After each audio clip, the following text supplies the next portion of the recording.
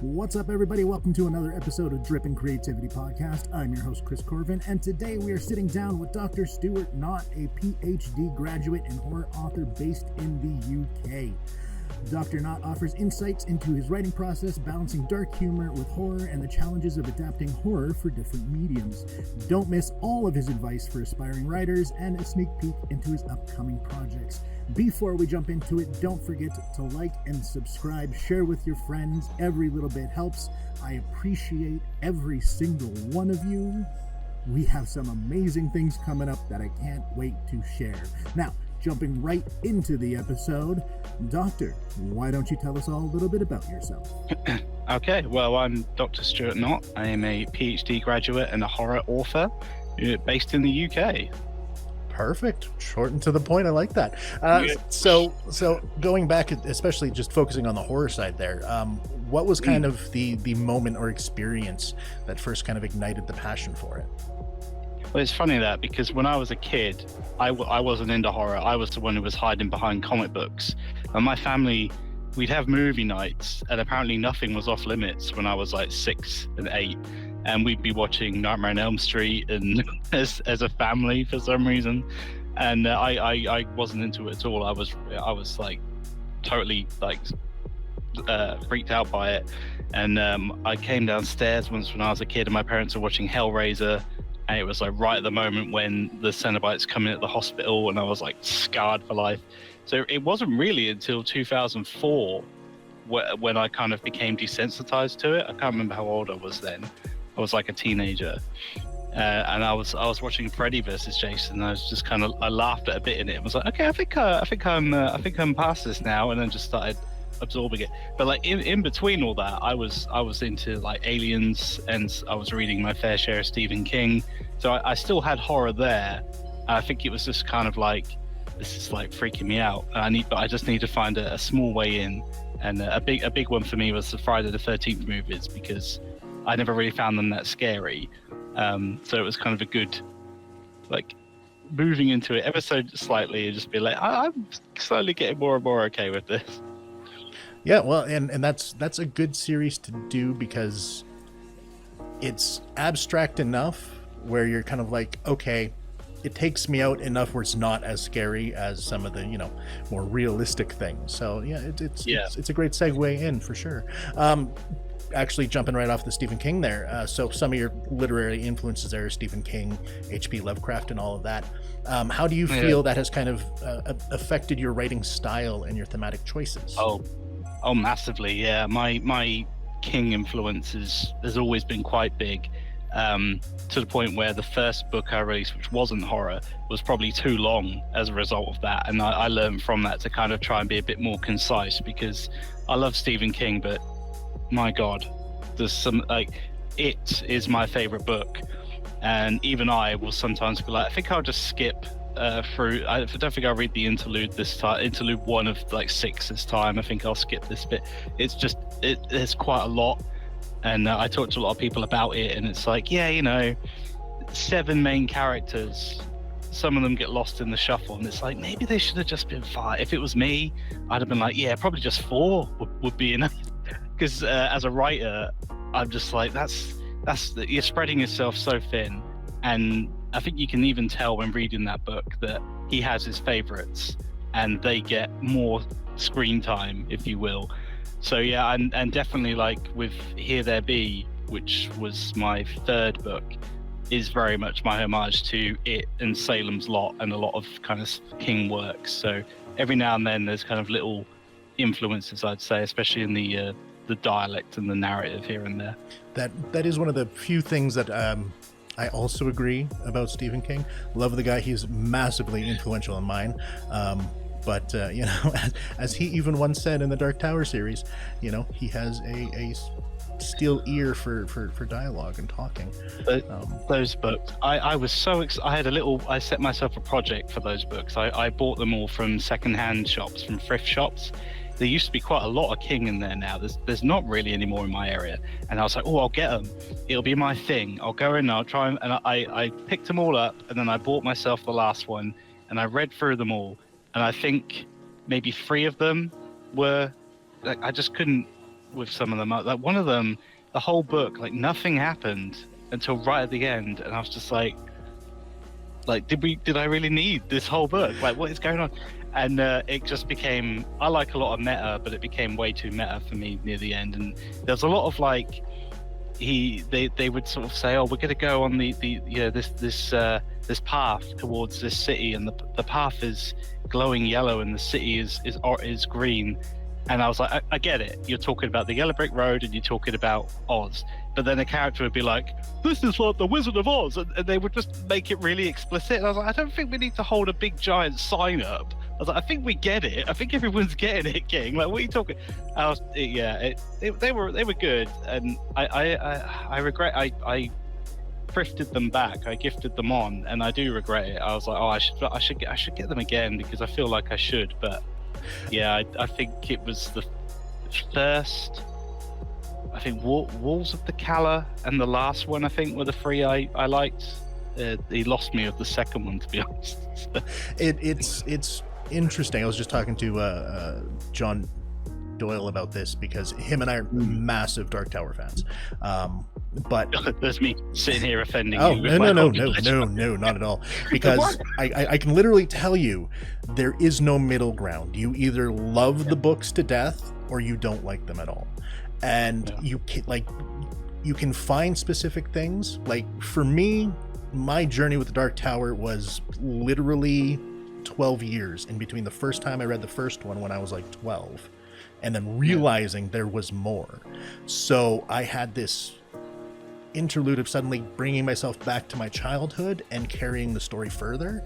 And you have to completely separate yourself. And it's an entire journey, and that's why I love it, is because it's so much fantasy and not Stephen King.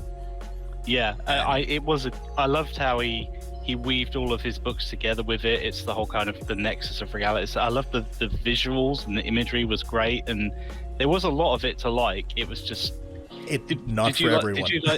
Did you like the movie though? I did for different reasons. Right. I liked Idris Elba, the perfect gunslinger. Yeah. I don't care what anybody says. It's a series, and I'm hoping when they actually come out with the actual series, it needs more time to breathe. They crammed too much into that movie. Because that movie came out the same year as It Chapter 1, and that was 2.5 hours, I think, and Dark Tower was like 95 minutes. But I was like, I liked it as kind of a distillation of a few of the key points. And for me, it was kind of like, oh, watch the movie. If you like the movie, then read the books. And I think because my PhD is in adaptations, it's about film studies and stuff. So I'm usually okay with a lot of them. I'm like, if you watch the movie and you liked it, read the books. If you read the books, you're probably not gonna like the movie. I always say it's probably better to watch a movie before you read the books because you don't go in with expectations. But I went in and was like, oh, this is cleaner. It's just him and the boy whose name I forget, and it just distilled a lot of it down a bit. And I think, it was a nightmare when you look at the development and everything, but I think it was okay. I just think what it needs to be is a TV series. It definitely, without a doubt. The issue I had is they were plucking parts from all the different books. Like you were basically jumping all the way to book 5 or book 6 and 7 with a lot of it, and then they plug that into the beginning, and it's the character interactions that are happening that really lose out. Like not even the inner thoughts, it's the specific scenes of setting up the characters and how they are gets lost when you're cramming so much action into it, and that is kind of what I had the biggest issue with. Was just, I loved everything I saw. I loved the visuals. It was beautiful. I saw what they were going for, but it was just like, you can't get invested when you're constantly moving on to the next big thing, It's weird that it still happens because, that film was post Harry Potter as far as I remember. And that was, and I don't expect to see a movie for every Dark Tower book. I don't think we would ever get that. And I think even if they did a TV show, it would be, let's take the whole story and try to tell it in a sort of a slightly coherent way, in a way that, and readapt. It's kind of like the last version of The Stand they did, where they chopped and changed a few things, and I think I would rather see that in a way, because it was when I went to see the new It movies, I really liked that they changed stuff, because I know the book so well. I didn't want to go and see the book. I wanted to go, and I was happy to see new things. And the way that they did things, like with Mike in the second movie, where he was there at the end, and I loved that, because when I was watching the end of the movie, I thought, oh, they might kill Mike off, because he's not meant to be at the end, and so maybe he will die. And I was like, that's really interesting. And then, and I thought that was kind of cool that they changed a few things about. But my favorite character, Ben, got screwed in those movies. He got screwed in the second film. He was barely in it, and I was like, oh, come on. As a fat kid growing up, like, Ben's who I aspired to be.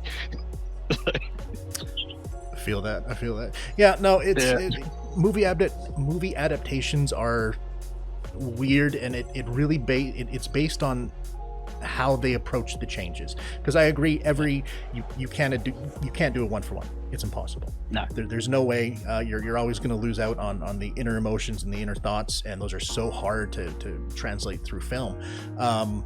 But like even looking at Horns by Joe Hill, that was a great film. I need to read that book, because I love that film so much. If you haven't read the book, you need to. Read it. It is one of the few books I continuously reread, and I really loved that film. I wish I'd come up with that idea. It was such a great idea. And the book just makes it even better. Like the movie as a movie itself, great, loved it, wouldn't change a thing. But the book adds so much more that they took out for the movie, and even scenes with the main characters and all that, you don't see everything that actually happens in the film, and it's just, some of the things are just so amazing. So yes, definitely read that one, and like for a one for one, the movie did a great job capturing the essence of what it was.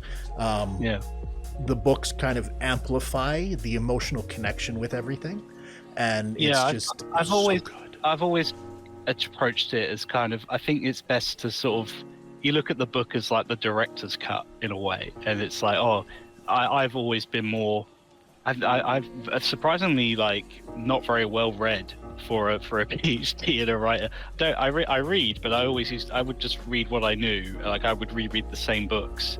My physical bookshelf is quite small. I don't have the room for it. That's why I love the Kindle. But now there's too much on it. I haven't got the time. I'm quite a slow reader.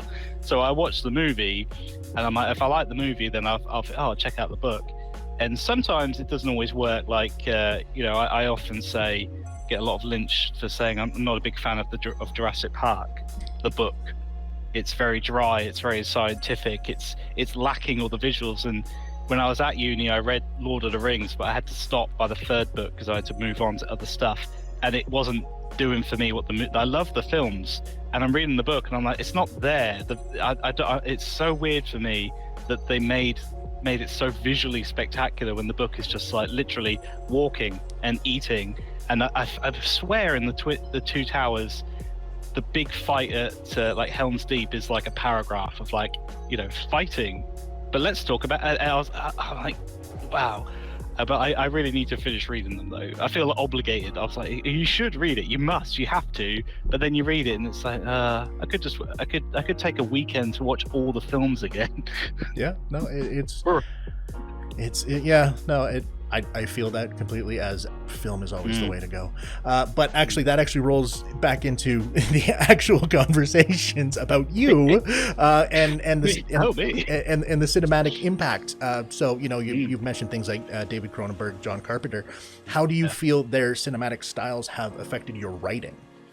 Yeah, so those were the sort of movies I was watching growing up. It's like The Fly and The Thing and Alien and movies like that. So whenever I'm writing a piece of body horror, I'm thinking, let's try and get some Cronenberg in there. Let's get a bit of that atmosphere going on. So it's very much that kind of, normal kind of people in an extraordinary situation. I think that's always the best sort of horror, because I think I said it in like one of the intros to one of my books. It's like normal life is usually quite boring, like nothing really happens.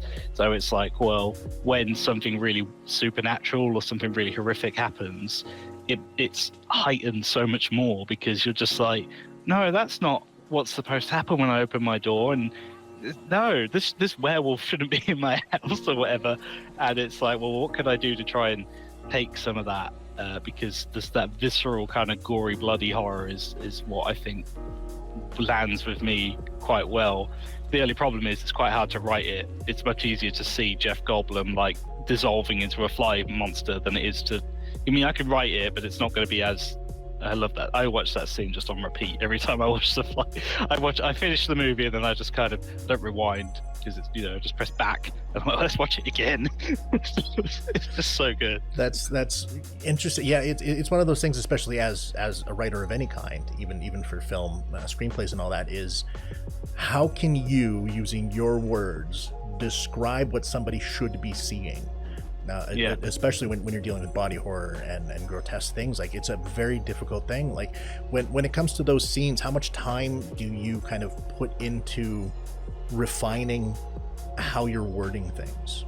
Yeah, it's a very careful balance. I read Hellbound Heart. Finally managed to read that last year. Big Hellraiser fan. I loved reading that so much. I actually bought it physical, because I was like, oh, I really liked that. And that's very. There's descriptions of the Cenobites, but it's spread out a bit throughout the book. Like, when they first show up, there's not like pages and pages of Stephen King explaining this whole thing in immaculate detail. It's kind of like bits and pieces of each one, and then a little bit later on, bits and pieces of another one. And I tried to do some of that in a short story that's included in my upcoming collection, but I couldn't help myself in kind of describing them in kind of a bit more detail when they first showed up. I was like, let's try and, okay, well, you sort of sketch them out, and the next time it's like the sketch becomes a bit more clearer, and the next time a bit clearer, and then your brain kind of pieces it together. So you don't need to have it be in massive detail, but it is hard to do because you kind of want to show that. And I think if you're just doing a short story of a few thousand words, you could get away with it. But if it's going to be longer, if you've got pages, then use them, spread it out, find a way to have it show up 3 or 4 times rather than smashing people in the face of it all at once. Well, yeah, I mean, that's probably the way to do it. You, as a reader, you lose more when you have to read more. And your mind is going to automatically create something based on what little you know, and then you're kind of adding to it as you go. There's an old, probably about 10 years old now. It's an old visual novel horror game. Can't remember the name of it for the life of me, but it was basically, your eyes are closed and this creature is standing over you going, open your eyes and look at me, tell me what I look like. And you answer these questions based on what you think it looks like, and as you answer a question, it morphs into what you say, so it's constantly changing. And that's how I kind of relate the reader's mind. It's like you start with a shape in your head of what you're seeing, and then every time the writer, the author gives you a new piece, you're like, oh yeah, okay, I can see that now. And then by the end of the book, you have the full image, and it's beautiful. It's the best way to do that. I think it's a good point, because if you do especially, it might just be me, but if I had the full description of a monster on like page 100, and then it showed up again the next few times, I might kind of like, I'm not necessarily going to retain all the information that you've said, because I read like, you know, most weeknights, but sometimes I take a night off, I'll take the weekend off, and it's like, I sort of focus on each chapter. I'm not always kind of being like, oh wait, you said this in chapter 2, and then by chapter 3 the creature suddenly has 3 legs. Was that there? I wouldn't really go back. And it's like, so you can kind of get away with it a bit with me, but also I think it was kind of that was, the longer the book, the more pages it is, you kind of have to remind characters a little bit, like not too much. Like, it does bug me when I read books and it's like chapter 2 tells you what happens, then chapter 3 is a character telling somebody else everything that happened in chapter 2, and it's like, we know what happened in chapter 2, just sort of say they described what happened over coffee. Like, you don't need to tell us again. Like, I think I remember it was like a page ago. Oh yeah, and it's a fine line as a writer into you know, how smart and how stupid the readers can be, because they can be both. It happens quite a lot. Like I know for me, I thrive on audiobooks, because my mind, I skim over things. Well, even with the Dark Tower, going back to that, I missed so much until I got the audiobook. Like, it was an entirely different experience for me actually listening to it. I find a lot, I've seen a few people say they live and die, but like they'll listen to their audiobooks in the background. I listened to it was the only audiobook I've really listened to, and I couldn't do it. Like my brain couldn't do it. I was listening to it when I was working, and when I was working, my mind would just kind of go blank, and I'd just be on autopilot. But listening to the book, my brain was kind of forcing me to kind of translate the words into images and to kind of imagine what was happening. So it was kind of like slowing me down and messing up my flow. And I've often said to people, like, if I listened to an audiobook while driving, I'd probably I don't know what would happen. I was like, I think it's just because I'm not used to it, but I would love to be able to do it. But I know from experience of, like, I often listen to podcasts in the background when I'm working, and I know it's just kind of it's going in, but it's bouncing off, it's not, I'm like, yeah, I'm listening to it. I need to listen to this podcast because I love to listen to this podcast. I'm sure by osmosis I'm picking it up, and by the end of it, it's like, yeah, I think they laughed about this thing, and they sort of said this about that. I'm like, that was an hour and a half, man. I'm like, what do you want? I was working. I was busy. I know for me, I'm much the same way when it comes to listening to things in the background. Like, I always have to have something going on, just because I describe it as that distracts all the other voices in my head, so I can focus on what I'm doing. I'm not actually paying attention to anything that's happening over there. I just need that distraction. Okay, dark comedy in horror. How do you balance the mundane aspects of life with some of the more dark humor related stuff in your narratives? So my dark humor is very heavily inspired by American Psycho, which is another one where I love the film and love the book even more. And I'm like, I think the film is the closest we're ever going to get to seeing everything in the book on screen. And I just love reading that and watching it, and just how ridiculous it is. Like, how a lot of people have sort of said to me about how they didn't like it and they're offended by it and everything, and I'm like, yeah, but it's meant to be this, like, it's not meant to be serious. It's supposed to be a despicable character, and I just love the idea of this guy literally screaming at the world, like, please notice me, I'll do anything for you to notice me, and they're just like, oh, hey, it's John. Like, I'm not John. And I thought that was hilarious, and I was like, I need to try and catch some of that. So I usually have one character or a few characters kind of be a bit more smart mouthy, and sort of characters will just, me and my friends will just take the piss out of each other all the time. So that's kind of in there as well. And it's like, well, how are you going to react to this situation? It's like, well, you could just be like, what the fuck? And I think that it's really good because it's real, for one thing, because you can have it be like, well, I heard a noise outside, am I going to go check? Why the fuck are you going to go and do that? Like, I would literally have a character who would be like, why would you do something like that? That's stupid. Like, just come and sit down. I mean, it's nothing. And they'd be like, yeah, all right, I just wanted to go and check. And then, like, something would smash through the window, and it'd be like, yeah, it's probably a good idea you didn't check, dickhead. So I think, I mean, it's hard to write stuff that's just completely serious all the time. It depends on the situation. Like, I have done it where it's a little bit more morose and serious, and a bit more of a study of, grief and trauma and everything. But even then, there'll be maybe a child character who acts a bit cute, and it's like, oh, that's kind of fun. Hopefully I'm not going to kill that child. That's the best part of being a creator, where you're like, I really like that character. God, I hope I don't kill them. Yeah, it could happen. Some people have said to me, like, I killed a child character off at the start of Here There Be, and the other characters remember them throughout the story, and that character kind of takes a life because of it. And it's really interesting seeing how many people are like, oh, I loved that little boy, I can't believe you did that. And I'm like, really? Because he's there for like a few pages at the start. You don't really get to know him that well, except through what other people think. So I was like, I guess that's a good thing. I guess it shows I did a good job. And I'm like, so people were so upset that he died, and I'm like, well, I guess there's room for me to do like a prequel where he's alive, but it would literally be like some other horrific thing is happening over here, and he happened to be in town that day, but he wouldn't be able to experience it because it would mess up what happened in the book. But it's like, oh, he was there. Does that make this death better? Does it make this bloodshed better? I killed 5 people to bring him back. I think that is such a great example of great writing, because if you can take a character that you kill off immediately, and then through the experiences of others, they gain that emotional insight on how great that character was, then you've done an amazing job. You've done something that's very hard for a lot of people to do, because that's, a death is a death. And if you don't have that emotional attachment when it happens, generally they're just kind of forgotten. But if you can bring them back to life through others, that's amazing. I love that.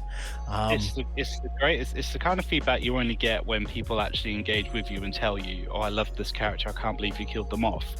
And I know it happened to me once where it was there were 2 sisters, and the girl one of them was the main character, and it was said to me, oh, she was really good, I can't believe you killed her off at the end. And I was like, oh, people really liked her.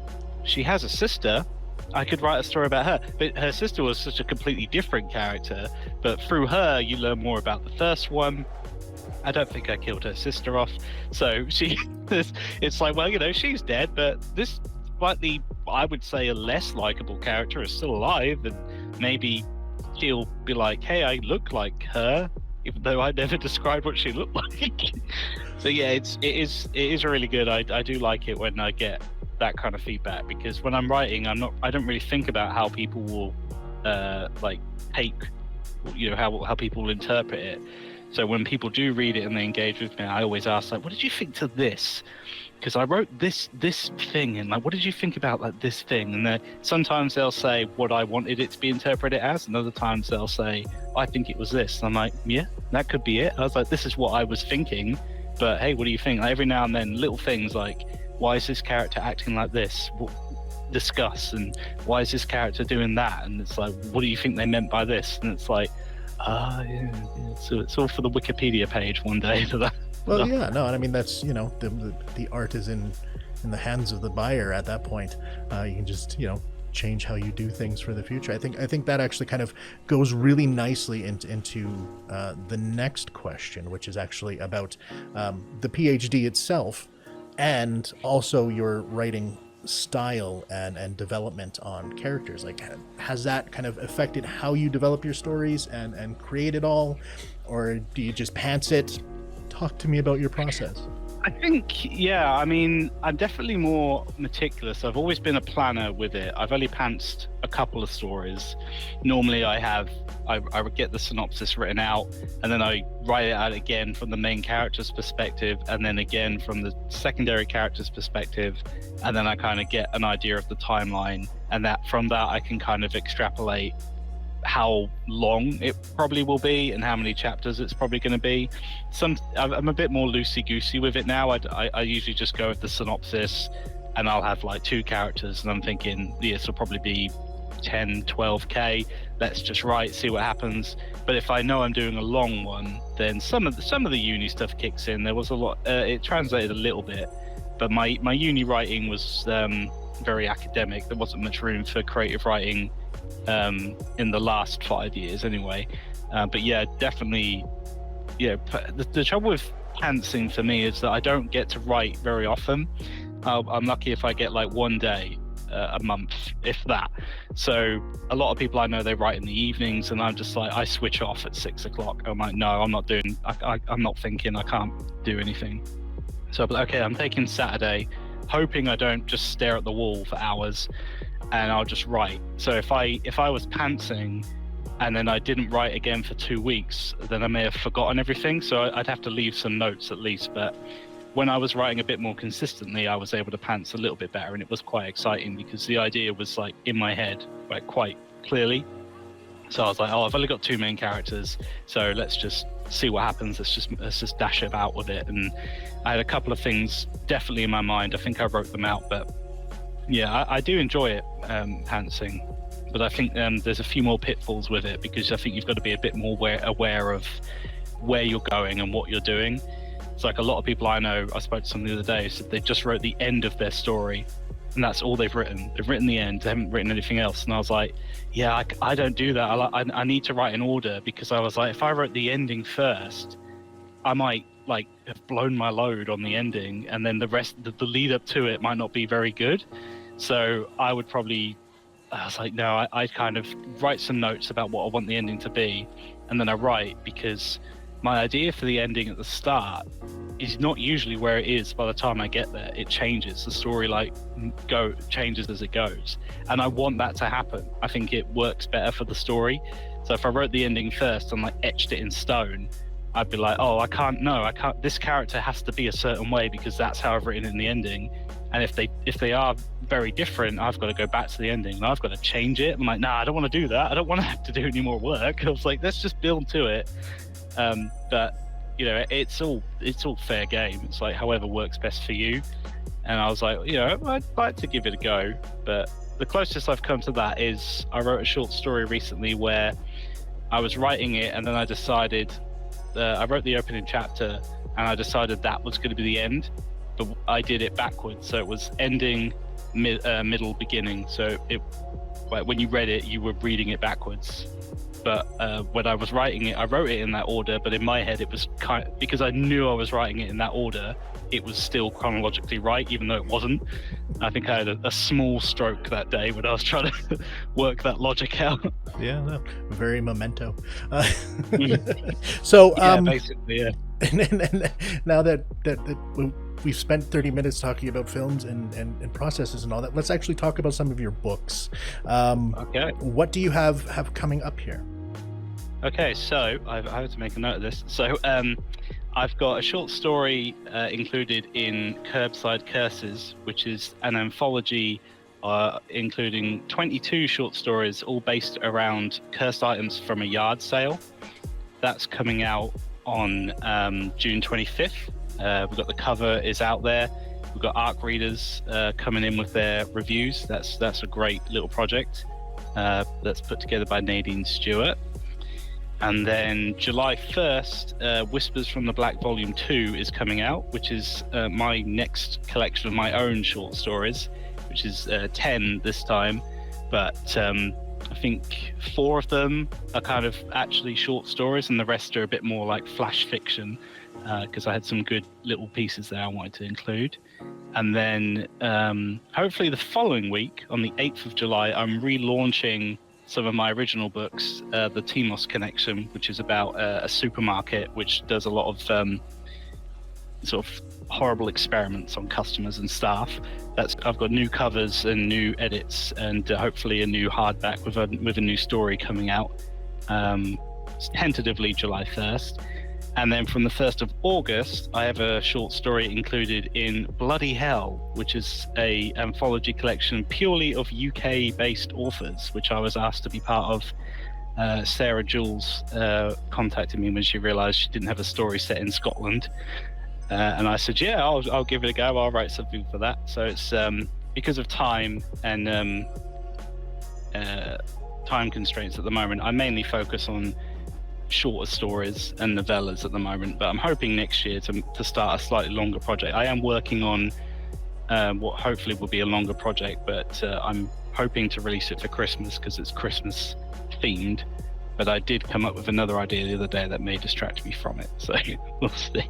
But quite a few things come in this month and next and August, so it's a pretty good time for me. That's amazing. I think that's one of the best part about the shorter things is it's great when you don't have a lot of time, and you still get that creative juices out. I know for me on Threads, I do the things are called single post horror stories, where I 500 characters, I craft a story.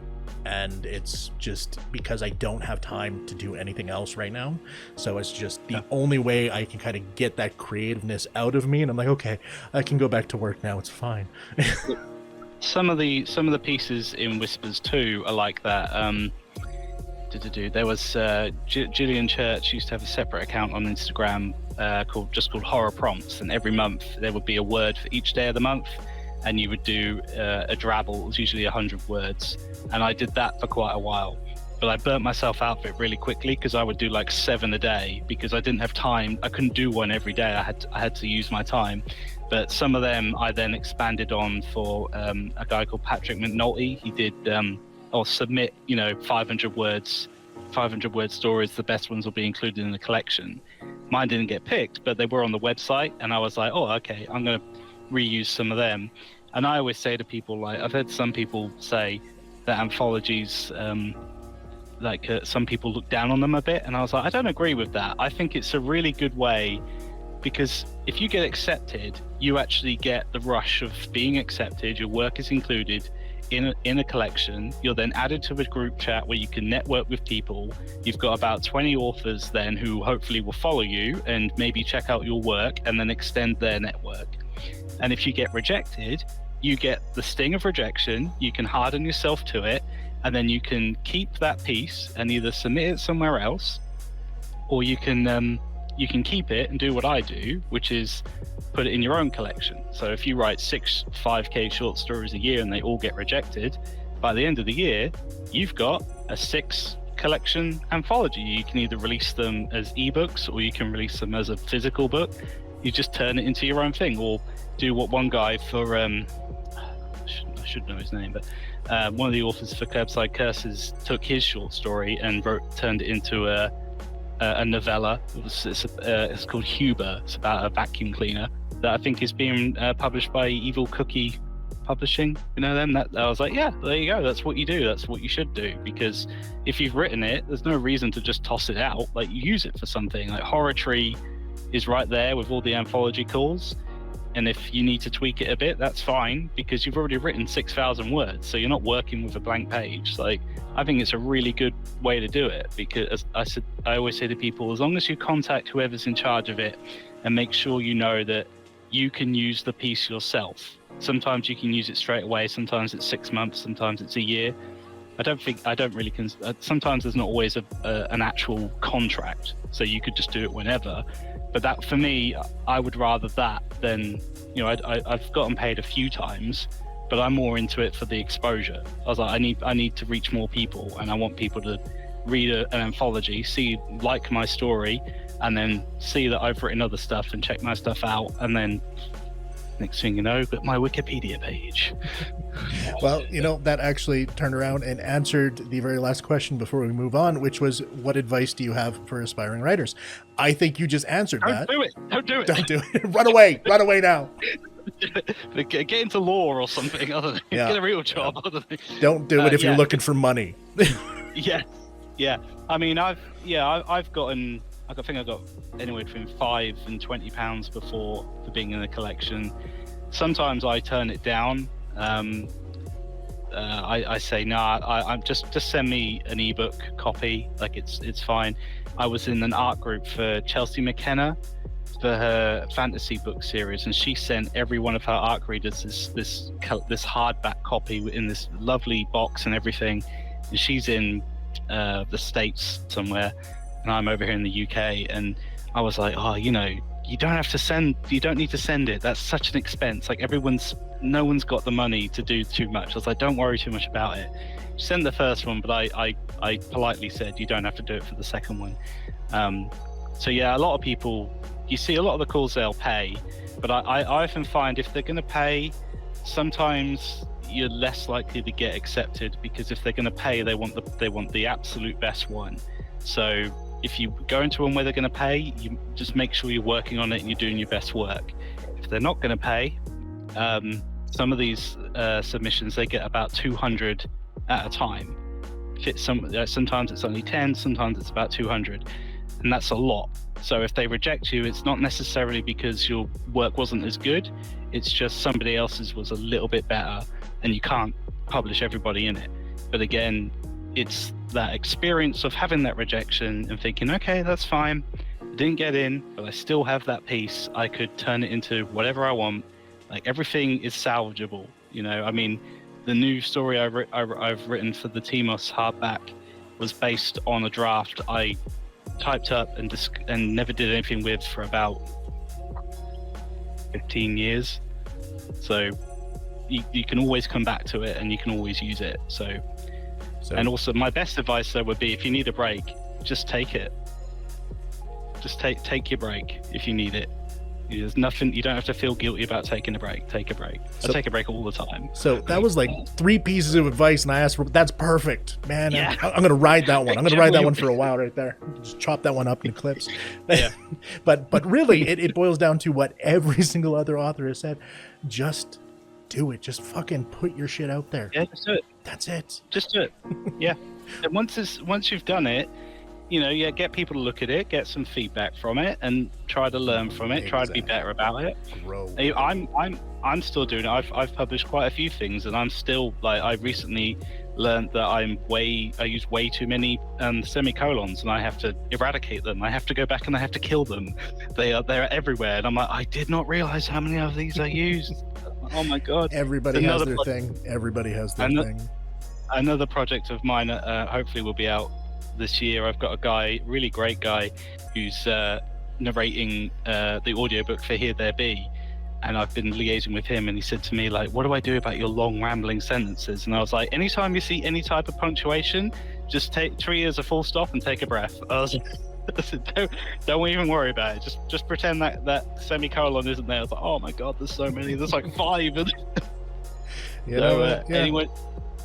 Anyone who's read my stuff who thinks, my god, this guy uses too many semicolons, hey, you bought the book. I don't care. All right, so we're gonna wrap this up with some rapid fire questions. All right, take a drink, get ready. All right, I'm gonna hit you with these. I'm ready. Favorite horror movie? Oh shit, that's a hard one. I'm just gonna say Event Horizon. Event Horizon. I really want the original version. That's what I want. Me too. I need it. I want it. I'm going to say Event Horizon because nobody talks about Event Horizon enough, and you should. I agree. Go and see it. But I still want that original. That would have been so amazing. It would be fantastic. Stephen King or HP Lovecraft? Stephen King, easy. Zombies or vampires? Vampires. Zombies are overplayed. Ooh. Yeah. Ooh. Yeah, I went there. No. Yeah. I did. I studied the history of zombie cinema for my PhD. There's about 300 zombie movies. They're dead. They're as dead as The Walking Dead. Yeah. I'm so sick of zombies. Night owl or early bird? Night owl. Favorite video game? Fucking hell. I'm just gonna say Batman: Arkham City, but there's so many. Solid choice. That's you know what? That's a good one. I do enjoy that. That's great. Yeah. Most challenging thing you've written so far? Oh, my current whip is quite challenging. It's quite a big project. I'm having to do a little bit more research for it into psychology and mental health and things like that. That's quite a difficult one. I think, actually, to be fair, whatever you're writing right now is always the hardest thing because you haven't written it yet. So there you go. There's another bit of man, we got 4. That's 4. I know. I'm so full of shit. We all are, man. We all are. Favorite horror trope? Oh, Christ. Oh, I like a haunted item. Not too big on cabin in the woods stuff, but a haunted house, or like a haunted item in the house, you sort of Insidious, Poltergeist, that's kind of vibe. I like that. Excellent. Do you prefer to write digitally, or do you go old school with pen and paper? Digitally. I don't think I can write by hand anymore. Right? I was talking to someone about this the other day, dude. I tried to handwrite something. I'm like 10 words in. I'm just like, Yeah, I really wanted to. A friend of mine, Chantal Brunton, she writes quite a lot of her stuff freehand, and I wanted to, but my head it's not fast enough. I can't do it. So yeah, 100%. Digital, I'm afraid. Yeah. Favorite comic book series? One title. One title only. Oh, God. I'll just say The Long Halloween. Batman Long Halloween. That count? That's a good one. Solid. That counts. That's 12 issue series. That's a good one. Yeah, that's a good run. I like those kinds of runs. They're great. it's a good introduction to everything that is Batman. So yeah, I'd say Long Halloween. Best horror movie director. Oh, yeah, that's a good one. Maybe John Carpenter. He's done other stuff other than horror, but yeah, I'd say maybe John Carpenter. I would have said Ridley Scott, but I hated his later Alien movies, so yeah. Those are more divisive ones, where it's like people either love them or they hate them. Yeah, sorry about that. I'm very undecided about them. I'll watch them. I can't say Wes Craven because I didn't like the Scream movies very much. So nope. Interview's over. Goodbye. Yeah, I know. Never. Yeah, I respect them, but I just don't. They lost. I watched the first 3. I didn't really get into the others, and then I was just like, this is kind of the same thing every. I don't know. It lost me a bit. I think the strength of the villains behind Ghostface started to die a bit near the end. So I'm gonna have to bring you in for the horror movie roundtable. Yeah, I'll be there. Final or second to last question: coffee or tea? Oh, I don't drink either. Well, what's your? But if you put a gun to my head and make me choose, I'd have to say tea. Yeah, but I don't drink either. Seems right based on the area. And then the very final, ultimate question: where can people find you? I'm mostly on Instagram and Threads at Dr. Author, I think it is on Instagram, and it's a similar thing on Threads. I can't remember what my which is, but mostly Threads. Sorry, my battery's kind of dying a bit, so I'm on Instagram and Threads. I'm all about, so I'll send you like links. Perfect. And then the absolute final thing I need you to do is just say goodbye to everyone. Okay, it was great being on. It's nice to chat to you. So goodbye, everybody. And that brings us to the end of another fantastic episode of Dripping Creativity Podcast. Thank you so much, Dr. Stuart Knott, for joining me.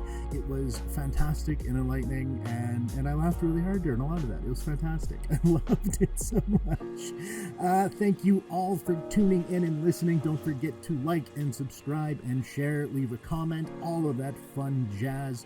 I've been your host, Chris Corbin. You can find me everywhere at Chris of the Void. And until next time, stay creative, stay inspired. See ya.